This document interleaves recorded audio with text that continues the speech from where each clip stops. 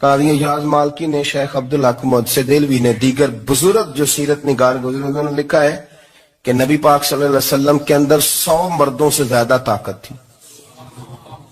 100 مردوں سے زیادہ طاقت. اب جو بات کہنے لگا ہوں، جو نتیجہ دینے لگا ہوں، اس پر خاص توجہ آپ فرمائیں گے. ذرا فکری طور پر، نظریاتی طور پر ایک چیز کو سمجھیے. ہم سمجھتے ہیں کہ جوان لڑکا ہے جی، جو مرضی کرے، عمر ہے جی. آپ ذرا بات پر غور کیجئے گا کہ حضور صلی اللہ علیہ وسلم میں طاقت 100 مردوں سے زیادہ ہے اور حیا کواری لڑکیوں سے بھی زیادہ ہے. ذرا اس بات کا تقابلی جائزہ کیجئے گا کہ طاقت 100 مرد سے زیادہ ہے لیکن حیا کواری لڑکی سے بھی زیادہ ہے. اس کا معنی یہ ہوا کہ جس ٹہنی کو پھل زیادہ لگ جاتے ہیں وہ جھکا کرتی ہے. تو حیا تو حسن ہے. حیا تو آپ کو پاک صاف کرے گا. حیا تو آپ کو نرالا کرے گا، انوکھا کرے گا. وہ ہمارے ایک دانشور ہیں، انہوں نے مضمون لکھا، کئی باتیں بڑی پسند آتی ہیں. وہ کہتے ہیں کہ میری اہلیہ، ان کو بھی کسی نے مس گائیڈ کر دیا تھا، حالانکہ اچھی خاتون ہے، کسی نے مس گائیڈ کر دیا. تو وہ بھی سماجی اور ویلفیئر، اور یہ خواتین کو شوق ہوتا نا بننے کا، تو وہ بھی سماج کے اندر اچھا مقام تلاش کرنے کے موڈ میں آ گئی.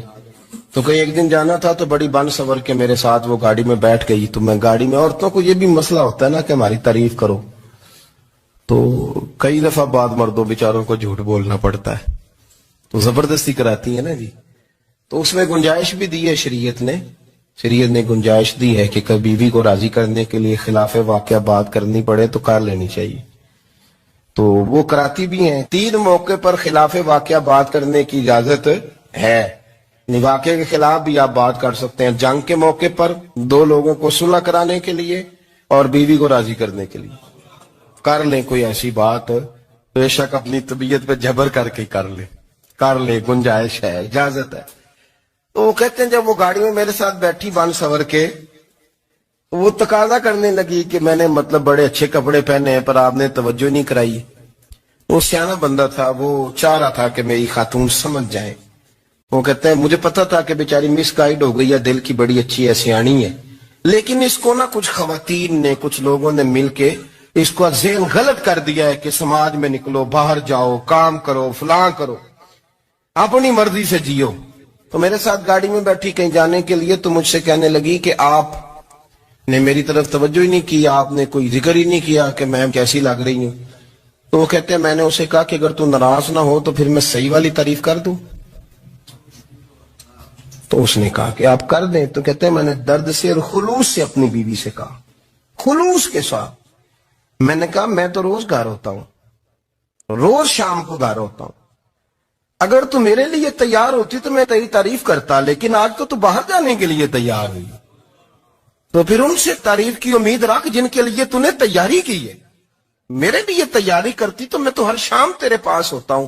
کہتے ہو میرے لفظوں میں درد تھا تو وہ بھی رو پڑی. اور کہنے لگی آپ گاڑی روک دیں، مجھے باہر جا کے کسی کو راضی نہیں کرنا، میں نے اسے راضی کرنا ہے جس کو رب کریم نے میرا شوہر بنایا ہے اور میرے لیے منتخب کیا ہے میرے ماں باپ کو. میں واپس لوٹتی ہوں. یہ ایک پہلو ہے سلگتا ہوا، اس کو سمجھا جائے. رسول کریم صلی اللہ علیہ وسلم عرب کی کواری لڑکیوں سے زیادہ حیا والے تھے. کواری لڑکیوں سے زیادہ حضور حیا فرمایا کرتے تھے. جب خانہ کعبہ کی مکہ شریف میں تعمیر ہو رہی تھی نا، اہل عرب اس کو تعمیر کر رہے تھے، تو نبی پاک صلی اللہ علیہ وسلم اپنے چچا حضرت عباس کے ساتھ خانہ کعبہ کی تعریف میں مصروف تھے. تو عرب کے لوگ چونکہ لمبا کرتا پہنتے تھے پیروں تک، تو نیچے اگر کسی وقت کچھ چیز نہیں بھی ہوتی تھی تو کسی کو وہ نظر نہیں آتی تھی، کیونکہ پردہ رہتا تھا، لمبا کرتا پہنا ہوا ہوتا تھا. تو جب بچے، سرکار کی عمر مبارک بھی ابھی تھوڑی تھی، تو اس طرح بچے جب نکلتے تو وہ کئی دفعہ اپنی تہمت اتار دیتے نیچے سے، اور کوئی مزدوری کرنے لگتے تو 3-4 طے کر کے تہمت کی کندھے پہ رکھ لیتے. جس طرح کبھی دیہاتوں میں لوگ کپڑا سر پہ رکھتے تھے کہ اوپر اگر کوئی وزنی چیز رکھیں گے تو وہ تکلیف